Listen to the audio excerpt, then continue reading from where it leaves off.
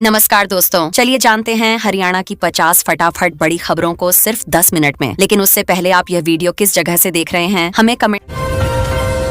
1 अप्रैल से हरियाणा में जमीन खरीदना महंगा हो सकता है क्योंकि कलेक्टर रेट में बड़ी बढ़ोतरी की तैयारी है। खासकर गुरुग्राम और हिसार में ज्यादा असर पड़ेगा। इससे आम लोगों के लिए प्रॉपर्टी लेना थोड़ा मुश्किल हो सकता है और खर्च भी बढ़ जाएगा। सरकारी दफ्तरों में 1 से 8 अप्रैल तक खास सफाई अभियान चलाया जाएगा। पुराने कागज और बेकार सामान हटाकर दफ्तरों को साफ सुथरा बनाया जाएगा। इससे काम करने का माहौल बेहतर होगा और जरूरी फाइलें भी आसानी से मिल सकेंगी, जिससे कर्मचारियों को काम में सुविधा होगी। फतेहाबाद में पेट्रोल और डीजल की कमी से लोगों को परेशानी हो रही है। सप्लाई सही से नहीं पहुंच पा रही है, जिससे पेट्रोल पंपों पर लंबी लाइनें लग रही हैं। लोग काफी देर तक इंतजार करने को मजबूर हो रहे हैं।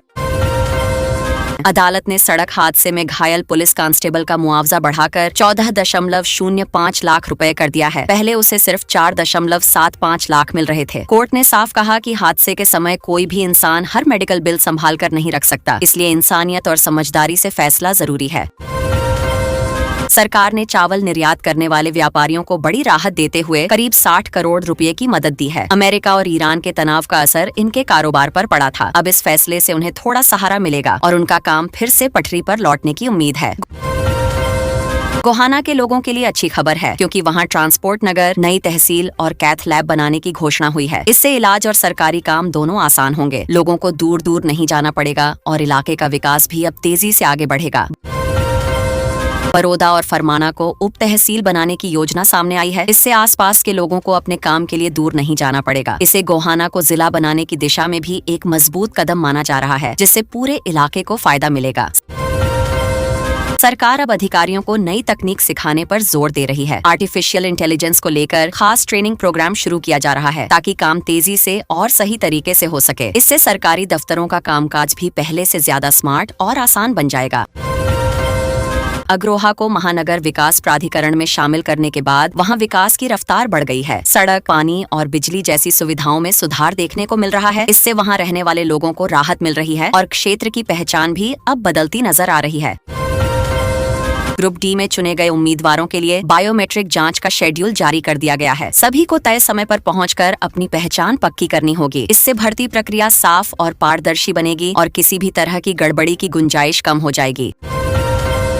सरकार ने लोगों को मौका दिया है कि वे नए कलेक्टर रेट पर अपनी आपत्ति दर्ज करा सकें। आज शाम 4:30 बजे तक तहसील में जाकर अपनी बात रखी जा सकती है। इससे फैसले में जनता की भागीदारी भी बढ़ेगी और सही सुझावों पर ध्यान दिया जा सकेगा। पंचकूला में निजी बैंकों के खिलाफ सख्त कार्रवाई की गई है। कुछ शाखाओं को बंद किया गया और संदिग्ध खातों को फ्रीज कर दिया गया है। इससे साफ संकेत है कि गड़बड़ी करने वालों को बख्शा नहीं जाएगा और बैंकिंग सिस्टम को सुरक्षित बनाने की कोशिश जारी है। विजिलेंस विभाग में बड़ा फेरबदल किया गया है। कई वरिष्ठ अधिकारियों को एंटी करप्शन ब्यूरो में लगाया गया है। इससे उम्मीद है कि भ्रष्टाचार के मामलों में तेजी आएगी और गलत काम करने वालों पर सख्ती से कार्रवाई होगी, जिससे सिस्टम में भरोसा भी बढ़ेगा। डीजीपी ने बैंक धोखाधड़ी के मामलों को लेकर सख्त रुख अपनाया है। विजिलेंस टीम को जांच तेज करने के निर्देश दिए गए हैं। इसका मकसद है कि बड़े घोटालों को जल्दी पकड़ा जाए और दोषियों को सजा मिले, ताकि आम लोगों का पैसा सुरक्षित रह सके। हिसार की सेंट्रल जेल में 5G जैमर लगाने का काम लगभग पूरा हो चुका है। इसके लगने के बाद कैदी मोबाइल का इस्तेमाल नहीं कर पाएंगे। इससे जेल की सुरक्षा मजबूत होगी और अंदर से चलने वाली गैर कानूनी गतिविधियों पर पूरी तरह रोक लगाने में मदद मिलेगी। सीबीआई ने हिसार के 4 सरकारी स्कूलों को नोटिस भेजा है। उन पर अनियमितताओं के आरोप लगे हैं और अब उनसे रिकॉर्ड मांगा गया है। इससे शिक्षा विभाग में हलचल बढ़ गई है और जांच आगे बढ़ने पर कई नई बातें सामने आ सकती हैं। यमुनानगर का हथनीकुंड बैराज प्रोजेक्ट अभी तक पूरा नहीं हो पाया है। 146 करोड़ की इस योजना का काम 1 साल बाद भी 65% ही पूरा हुआ है। इससे विभाग पर सवाल उठ रहे हैं और काम जल्दी खत्म करने का दबाव लगातार बढ़ता जा रहा है। राज्य में कई IAS और HCS अधिकारियों के तबादले किए गए हैं। नई जिम्मेदारियां सौंपी गई हैं ताकि प्रशासनिक काम बेहतर तरीके से हो सके। इससे सरकार की कोशिश है कि कामकाज में तेजी आए और लोगों को सेवाएं समय पर मिल सकें। चरखी दादरी के रानीला गांव में बेटी के जन्म पर खूब जश्न मनाया गया। ढोल नगाड़ों के साथ खुशी जताई गई। यह बदलती सोच का संकेत है, जहां बेटियों को भी बराबर सम्मान दिया जा रहा है और समाज में सकारात्मक संदेश फैल रहा है। रावल्धी बाईपास की खराब हालत से लोग परेशान हो गए हैं। सड़क पर बड़े गड्ढे हैं और सीवरेज का पानी भी भरा रहता है। इसी वजह से लोगों ने विरोध प्रदर्शन किया और प्रशासन से जल्द सुधार करने की मांग की है। जींद में अवैध कब्जा हटाने के दौरान माहौल तनावपूर्ण हो गया। ग्रामीणों और प्रशासन के बीच बहस हुई, लेकिन बाद में मंत्री के हस्तक्षेप से मामला शांत हो गया। अब दोनों पक्षों को समझाकर स्थिति को सामान्य किया गया है। हिसार के अजय ने नेशनल बॉडी बिल्डिंग प्रतियोगिता में दूसरा स्थान हासिल किया है। उनकी मेहनत और लगन का यह शानदार नतीजा है। इस उपलब्धि से प्रदेश का नाम रोशन हुआ है और युवाओं को भी आगे बढ़ने की प्रेरणा मिल रही है। गुरुग्राम के बजखेड़ा गांव में प्रॉपर्टी के दाम तेजी से बढ़ रहे हैं। द्वारका एक्सप्रेसवे के पास होने से लोगों की दिलचस्पी बढ़ी है। निवेशक यहां जमीन खरीदने में रुचि दिखा रहे हैं, जिससे इलाके का रियल एस्टेट बाजार काफी सक्रिय हो गया है। सरकार ने सभी विभागों को ASCR रिपोर्ट समय पर जमा करने के निर्देश दिए हैं। यह रिपोर्ट कर्मचारियों के काम का आकलन करने के लिए जरूरी होती है। इससे उनकी परफॉर्मेंस का सही मूल्यांकन हो सकेगा और आगे की योजनाएं भी बेहतर बनेंगी। नए वित्तीय वर्ष के लिए इनकम टैक्स के नियम जारी कर दिए गए हैं। सैलरी पाने वाले लोगों को अब अपनी आय और खर्च के हिसाब से सही तरीके से टैक्स की गणना करनी होगी, ताकि किसी तरह की गलती या परेशानी से बचा जा सके। गुरुग्राम में मेट्रो विस्तार को लेकर अहम बैठक होने जा रही है। इसमें नए रूट और स्टेशन डिजाइन पर चर्चा होगी। इससे शहर में आने जाने की सुविधा बेहतर होगी और ट्रैफिक की समस्या को कम करने में भी मदद मिल सकती है। हरियाणा में अब गर्मी बढ़ने लगी है और मौसम विभाग ने लू चलने की चेतावनी दी है। लोगों को बाहर निकलते समय सावधानी बरतने की सलाह दी गई है, ताकि वे बीमार न पड़ें और गर्मी से खुद को सुरक्षित रख सकें। फरीदाबाद और पानीपत जैसे शहरों में हवा की गुणवत्ता में थोड़ा सुधार देखने को मिला है। हालांकि अभी पूरी तरह से साफ नहीं हुई है, लेकिन यह बदलाव लोगों के लिए राहत की बात है और उम्मीद है कि आगे और सुधार होगा। शिक्षा विभाग ने प्राइवेट स्कूलों को सख्त निर्देश दिए हैं कि वे नियम 134A और फीस से जुड़े नियमों का पालन करें। इसका मकसद है कि अभिभावकों पर अतिरिक्त बोझ न पड़े और बच्चों को सही शिक्षा उचित खर्च में मिल सके। हरियाणा में 500 नई इलेक्ट्रिक बसें आ चुकी हैं। प्रदूषण कम करने के लिए इनके रूट तय किए जा रहे हैं। यह कदम पर्यावरण के लिए काफी फायदेमंद माना जा रहा है और लोगों को भी आरामदायक सफर का अनुभव मिलेगा। पंचकूला में अर्थ आवर के दौरान सरकारी इमारतों की लाइटें बंद रखी गईं। इसका उद्देश्य लोगों को पर्यावरण संरक्षण के प्रति जागरूक करना है। इस पहल से यह संदेश दिया गया कि छोटी छोटी कोशिशों से भी बड़ा बदलाव लाया जा सकता है। पानीपत में देश का दूसरा बड़ा हाइड्रोजन इलेक्ट्रोलाइजर प्लांट लगाने की तैयारी शुरू हो गई है। टेंडर प्रक्रिया भी चालू कर दी गई है। यह प्रोजेक्ट ऊर्जा क्षेत्र में नई क्रांति ला सकता है और हरियाणा को इस क्षेत्र में अग्रणी बना सकता है। झज्जर में नए कैंसर अस्पताल के लिए केंद्र सरकार ने अतिरिक्त बजट जारी किया है। इससे मरीजों को बेहतर इलाज मिलेगा और उन्हें दूर दराज नहीं जाना पड़ेगा। यह कदम स्वास्थ्य सेवाओं को मजबूत करने की दिशा में महत्वपूर्ण माना जा रहा है। रेवाड़ी और महेंद्रगढ़ में जलस्तर सुधारने के लिए 500 नए रिचार्ज बोरवेल बनाने का लक्ष्य रखा गया है। इससे पानी की कमी दूर करने में मदद मिलेगी और आने वाले समय में लोगों को राहत मिलेगी। हरियाणा पुलिस ने नया साइबर सुरक्षा अभियान शुरू किया है। इसका उद्देश्य सोशल मीडिया पर फैल रही फर्जी खबरों पर नजर रखना है। लोगों से भी अपील की गई है कि वे किसी भी जानकारी को साझा करने से पहले उसकी सच्चाई जरूर जांच लें।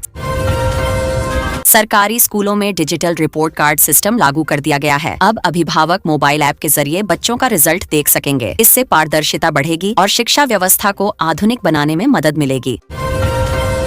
फतेहाबाद में ओलावृष्टि से खराब हुई फसलों की विशेष गिरदावरी के आदेश दिए गए हैं। किसानों को मुआवजा मिलने की उम्मीद है। प्रशासन स्थिति का आकलन कर रहा है, ताकि जल्द से जल्द राहत पहुंचाई जा सके। हरियाणा रोडवेज में अब कैशलेस सफर की सुविधा शुरू हो गई है। नेशनल कॉमन मोबिलिटी कार्ड का ट्रायल सफल रहा है। इससे यात्रियों को टिकट लेने में आसानी होगी और डिजिटल इंडिया को भी बढ़ावा मिलेगा। सोनीपत को एजुकेशन सिटी के साथ साथ IT हब के रूप में विकसित करने की योजना बनाई गई है। इससे रोजगार के नए अवसर पैदा होंगे और शहर का विकास तेजी से होगा। नूह में पर्यटन को बढ़ावा देने के लिए अरावली की पहाड़ियों में नई ट्रैकिंग साइट्स चिन्हित की गई हैं। इससे पर्यटकों की संख्या बढ़ेगी और स्थानीय लोगों को रोजगार के अवसर भी मिलेंगे। कुरुक्षेत्र विश्वविद्यालय में 2026 से 27 सत्र से कई नए वोकेशनल कोर्स शुरू किए जाएंगे। इससे छात्रों को रोजगार के बेहतर अवसर मिलेंगे और वे अपने कौशल के अनुसार करियर चुन सकेंगे। हरियाणा के सभी जिलों में आज मेधावी छात्रों को सम्मानित किया जा रहा है। 10वीं और 12वीं के होनहार विद्यार्थियों को मंच पर बुलाकर पुरस्कार दिए जा रहे हैं, जिससे अन्य छात्रों को भी प्रेरणा मिल रही है और शिक्षा के प्रति उनका उत्साह बढ़ रहा है। सोनीपत में इंडस्ट्रियल विकास को लेकर आज HSIIDC की बैठक होनी है। नई कंपनियों को प्लॉट आवंटन पर चर्चा होगी, जिससे क्षेत्र में निवेश बढ़ेगा और युवाओं के लिए रोजगार के नए अवसर भी तेजी से पैदा होने की संभावना बन रही है। रेवाड़ी के ग्रामीण इलाकों में आज विशेष स्वास्थ्य शिविर लगाए गए हैं। यहाँ कैंसर और ब्लड प्रेशर जैसी बीमारियों की जांच की जा रही है, जिससे लोगों को अपने ही गांव में बेहतर स्वास्थ्य सेवाएं मिल रही हैं और उन्हें समय पर इलाज की सुविधा भी मिल पा रही है। शिक्षा विभाग ने प्राइवेट स्कूलों को सख्त निर्देश दिए हैं कि वे अभिभावकों पर किसी खास दुकान से किताबें खरीदने का दबाव न बनाएं। इससे माता पिता को राहत मिलेगी और वे अपनी सुविधा और बजट के अनुसार किताबें खरीद सकेंगे, जिससे अनावश्यक खर्च से बचाव होगा। भिवानी में नहर की मरम्मत के कारण कई इलाकों में पानी की सप्लाई प्रभावित रहेगी। प्रशासन ने पहले ही लोगों को सूचित कर दिया है ताकि वे पानी का सही उपयोग करें और जरूरत के हिसाब से पानी जमा कर लें, जिससे किसी तरह की परेशानी से बचा जा सके। आज हरियाणा में मौसम ने अचानक करवट ले ली है। कुरुक्षेत्र, यमुनानगर समेत 7 जिलों में तेज बारिश का अलर्ट जारी किया गया है। लोग सुबह से ही बदलते मौसम का असर महसूस कर रहे हैं। किसानों के लिए यह बारिश राहत भी ला सकती है, लेकिन कुछ जगह नुकसान की आशंका भी जताई जा रही है।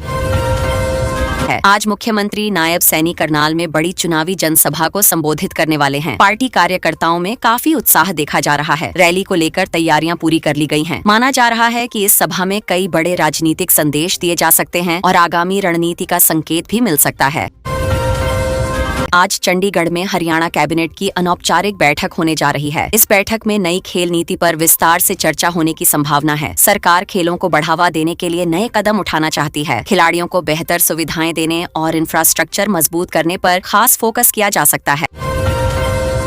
आज भिवानी के चौधरी बंसीलाल विश्वविद्यालय में नए खेल परिसर का उद्घाटन किया जाएगा। इस परिसर से छात्रों और खिलाड़ियों को आधुनिक सुविधाएं मिलेंगी। सरकार का मानना है कि इससे युवा खेलों की ओर अधिक आकर्षित होंगे और राज्य को राष्ट्रीय स्तर पर बेहतर प्रदर्शन करने में मदद मिलेगी।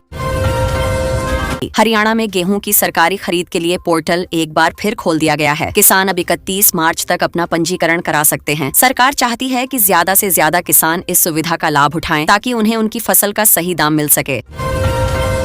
कैथल में कृषि विभाग ने किसानों को पराली न जलाने के लिए नई सब्सिडी योजना शुरू की है। इस योजना के तहत किसानों को वैकल्पिक उपकरणों पर सहायता दी जाएगी। सरकार का उद्देश्य पर्यावरण को बचाना और किसानों को आर्थिक रूप से भी सहारा देना है, जिससे वे बेहतर खेती कर सकें।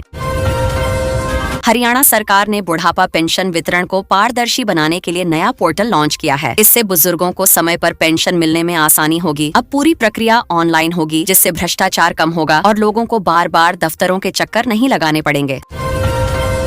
पूर्व डिप्टी सीएम दुष्यंत चौटाला ने भूपेंद्र हुड्डा पर बड़ा हमला बोला है। उन्होंने राज्यसभा चुनाव की रणनीति को पूरी तरह असफल बताया। इस बयान के बाद हरियाणा की राजनीति में हलचल बढ़ गई है। दोनों नेताओं के बीच आरोप प्रत्यारोप का दौर तेज होता नजर आ रहा है। सिरसा में एक बड़ी आतंकी साजिश को पुलिस ने समय रहते नाकाम कर दिया। 5 संदिग्धों को गिरफ्तार किया गया है, जो थानों की वीडियो पाकिस्तान भेज रहे थे। जांच एजेंसियां अब इस पूरे नेटवर्क को खंगाल रही हैं और सुरक्षा व्यवस्था को और मजबूत किया जा रहा है। जींद में देश का पहला हाइड्रोजन प्लांट सफलतापूर्वक शुरू किया गया है। जर्मनी से आए विशेष सेफ्टी वॉल्व के साथ इसका ट्रायल भी सफल रहा। यह प्रोजेक्ट भविष्य में ऊर्जा के क्षेत्र में बड़ा बदलाव ला सकता है और हरियाणा को नई तकनीक के क्षेत्र में आगे बढ़ा सकता है। गुरुग्राम में द्वारका एक्सप्रेसवे के पास नई स्मार्ट सिटी बसाने की योजना पर तेजी से काम चल रहा है। जमीन अधिग्रहण की प्रक्रिया शुरू हो चुकी है। यह प्रोजेक्ट शहर के विकास को नई दिशा देगा और लोगों को आधुनिक सुविधाओं के साथ बेहतर जीवन शैली उपलब्ध कराएगा। हरियाणा उच्चतर शिक्षा परिषद ने रिसर्च प्रोजेक्ट्स के लिए 3.83 करोड़ रुपए मंजूर किए हैं। इससे विश्वविद्यालयों में शोध कार्य को बढ़ावा मिलेगा, छात्रों और शोधकर्ताओं को नई संभावनाएं मिलेंगी और राज्य शिक्षा के क्षेत्र में और मजबूत बन सकेगा। फरीदाबाद मेट्रो को पलवल तक बढ़ाने की DPR को अंतिम मंजूरी मिल गई है। इससे हजारों लोगों को आने जाने में सुविधा होगी। यह परियोजना क्षेत्र के विकास को भी गति देगी और ट्रैफिक की समस्या को कम करने में मदद करेगी। सीनियर नेशनल रोइंग चैंपियनशिप में हरियाणा के बलराज पवार ने गोल्ड मेडल जीतकर राज्य का नाम रोशन किया है। उनकी इस उपलब्धि से प्रदेश में खुशी का माहौल है और युवा खिलाड़ियों को भी प्रेरणा मिल रही है कि मेहनत से बड़ी सफलता हासिल की जा सकती है। हिसार एयरपोर्ट से घरेलू उड़ानों का शेड्यूल जारी कर दिया गया है। अप्रैल के पहले हफ्ते से सेवाएं शुरू होने की उम्मीद है। इससे यात्रियों को बड़ी राहत मिलेगी और क्षेत्रीय कनेक्टिविटी भी बेहतर होगी, जिससे व्यापार और पर्यटन को भी बढ़ावा मिलेगा।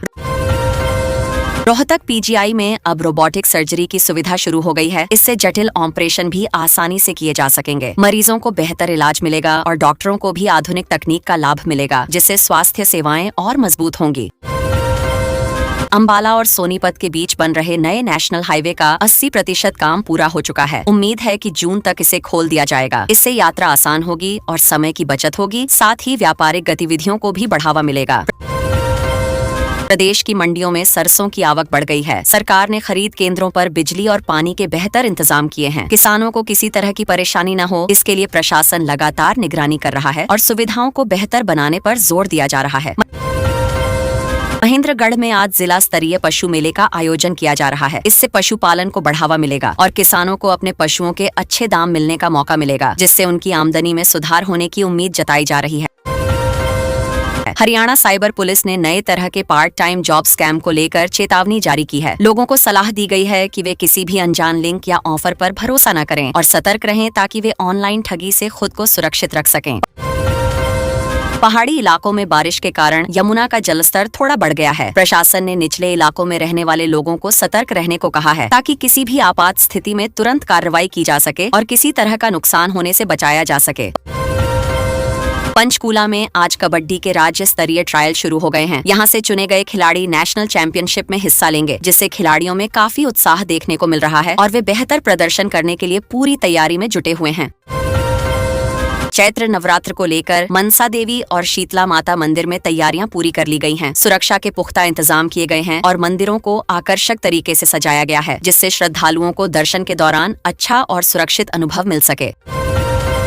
प्रधानमंत्री आज नोएडा इंटरनेशनल एयरपोर्ट का उद्घाटन करने वाले हैं और इसका असर हरियाणा के फरीदाबाद और पलवल जैसे इलाकों पर साफ दिखेगा। लोग मान रहे हैं कि अब यहां तेजी से इंडस्ट्रियल और रियल एस्टेट विकास होगा, रोजगार के नए मौके बढ़ेंगे और कनेक्टिविटी पहले से काफी बेहतर हो जाएगी।